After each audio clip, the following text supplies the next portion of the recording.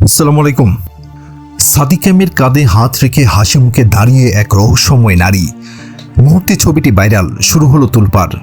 কে এই নারী? কেনই বা তার সাথে সাদিকামের এত ঘনিষ্ঠতা? প্রশ্নটা যখন চারিদিকে ঘুরছে তখন একদল মানুষ মেধে উঠল সমালোচনায়। তাদের মতে একজন ইসলামী ছাত্রনেতার এমন কাজ দৃষ্টিকটু।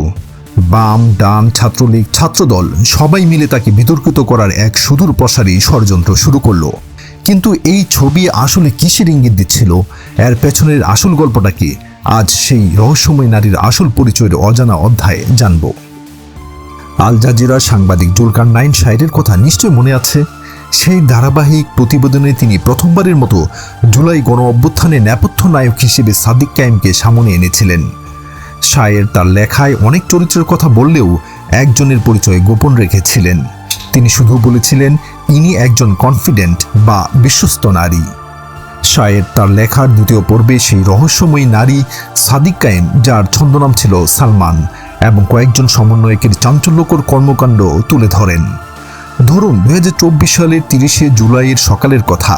রাজা নামের একজন বনানীতে ফাহিম আন্দালিবের বাসায় পৌঁছালেন সমন্বয়কদের নিরাপদ স্থানে নিয়ে যাওয়ার জন্য।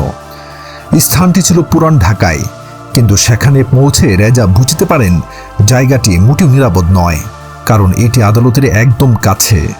অন্যদিকে ছেলেরা থাকার জায়গার পরিবেশ পছন্দ না করে ফাহিম আন্দালিবের বাসায় ফিরে যেতে চায়।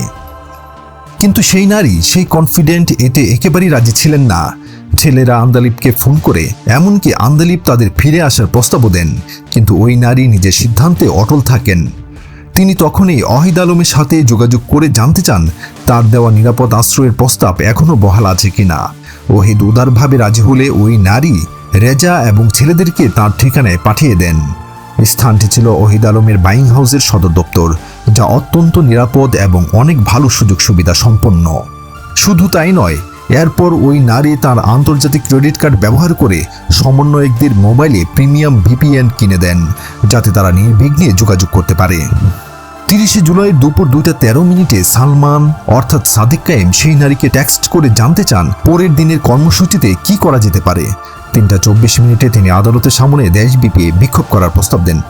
নারীটি এই পরিকল্পনা পছন্দ করেন, তবে এর সাথে আরও একটি যুগান্তকারী আইডিয়া যোগ করেন। তিনি বলেন বিশ্ববিদ্যালয়গুলোর ক্যাম্পাস তখন অবরুদ্ধ ছিল, তাই ক্যাম্পাসের আশেপাশের এলাকায় বিক্ষোভ করা যেতে পারে।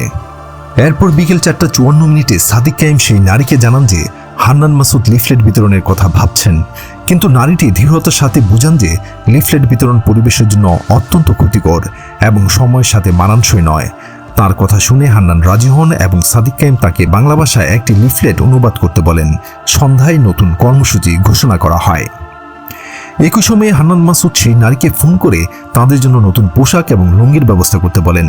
নারীটি দেরি না করে তাঁর মিরপুরে থাকা এক সহকর্মীর কাছে টাকা পাঠিয়ে দেন এবং তাকে পোশাক কিনে মিরপুর ডিওএইচএসে পৌঁছে দিতে বলেন। কারফিউর কারণে সব দোকান বন্ধ থাকলেও তার সহকর্মী একজন দোকান মালিকের সাথে যোগাযোগ করেন। দোকানদার চুপি চুপি দোকান খুলে দেন এবং পরদিন সকালে ওয়াহিদ আলম নির্দিষ্ট স্থান থেকে সেই কাপড়গুলো সংগ্রহ করে নেন। 31শে জুলাইয়ের ঘটনা। দুপুর 1:31 সাদিক কায়েম সেই নারীকে জানান সেদিনই কর্মসূচি দারুণ সফল হয়েছে। এরপর তিনি পরের দিনের জন্য হালকা কর্মসূচি হিসেবে লিফলেট বিতরণের কথা ভাবছেন, কিন্তু নারীটি কড়া ভাষায় এটি বন্ধ করতে বলেন। তিনি বলেন এতে আন্দোলনের গতি কমে যাবে। এর পরিবর্তে তিনি জাতিসংঘ কার্যালয়ের সামনে বিক্ষোভ করার পরামর্শ দেন, যাতে আন্তর্জাতিক এই সংস্থাটি ঘটনার স্বাধীন তদন্তের দাবি জানাতে বাধ্য হয়। এরই মধ্যে আব্দুল কাদেরের আশ্রয়দাতা সেই নারীকে ফোন করে জানান নাহিদের গুরু মাহফুজ আবদুল্লাহ, যিনি এখন মাহফুজ আলম নামে পরিচিত, আন্দোলন ধীর করে দিতে এবং একে শুধু হল খোলার দাবিতে রূপান্তর করতে বলেছেন।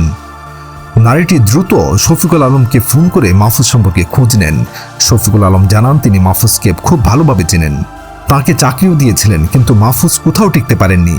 শফিকুল মাহফুজকে ফোন করে হুঁশিয়ার করে দেন যেন তিনি আন্দোলনের গতিপথে বাধা না দেন। আন্দোলনের এই ধারাবাহিকতায় সাদিক কায়েম সেই নারীকে বলেন আন্দোলনে অনেক পক্ষ রয়েছে এবং সবার মতামত নিয়ে সিদ্ধান্ত নেওয়া কঠিন হয়ে পড়ছে, তবে তিনি প্রতিজ্ঞা করেন যতদিন বেঁচে থাকবেন আন্দোলন চালিয়ে যাবেন। তিনি আরও জানান 9 দফা দাবি তিনি নিজেই লিখেছেন এবং ইন্টারনেট ব্ল্যাকআউটের সময় তিনি নিজে বিভিন্ন মিডিয়া হাউসে গিয়ে সেগুলো পৌঁছে দিয়েছেন। জুলকারনাইন শাহেরের প্রতিবেদন থেকে এটি স্পষ্ট হয়ে যায় যে থেমে যাওয়া কোটা আন্দোলনকে সরকার পতনের আন্দোলনে রূপ দিতে সাদিক কায়েম এবং সেই নারীর ভূমিকা ছিল অপরিসীম। সমন্বয়কদের আশ্রয়, পরিকল্পনা এবং আন্তর্জাতিক সংস্থাগুলোর সাথে যোগাযোগ রক্ষার মতো গুরুত্বপূর্ণ দায়িত্ব পালন করেছেন এই নারী। এতক্ষণে নিশ্চয়ই বুঝে গেছেন কে এই নারী। হ্যাঁ, তিনি আর কেউ নন, তিনি আন্তর্জাতিক খ্যাতিসম্পন্ন সাংবাদিক, ডেইলি স্টারের সাংবাদিক জিনাত তাসরিন। ডাকসু নির্বাচনে সাদিক কায়েম জয়ী হওয়ার পর জিনাত তাসরিন তাকে নিয়ে একটি আবেগঘন লেখা লেখেন, যা বাংলা অনুবাদ করলে আমাদের সকলের হৃদয়ে দাগ কেটে যায়।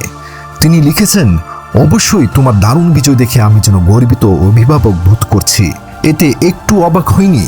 প্রথম দিন থেকে জানতাম তুমি এক অমূল্য রত্ন। তাই সারা দুনিয়া যখন তোমার অনন্য গুণাবলীকে স্বীকৃতি দিচ্ছে, সেটা দেখে ভীষণ তৃপ্তি লাগছে।